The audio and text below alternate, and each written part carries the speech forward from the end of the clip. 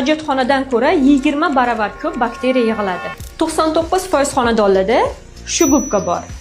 Va bugun biz ikkita asosiy zararli tomoni haqida gaplashamiz. Birinchi eng yomon tomoni bu plastik.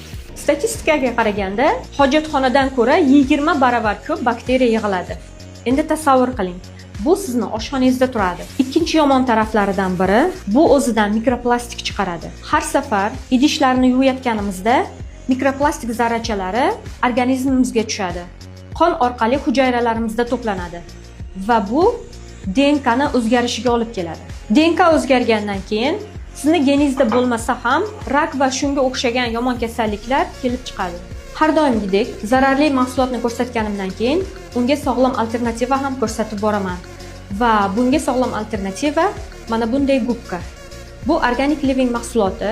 Bir tarafi lufa, ikkinchi tarafi sellyulozadan qilingan. O'zida bakteriya yig'maydi, mikroplastik chiqarmaydi.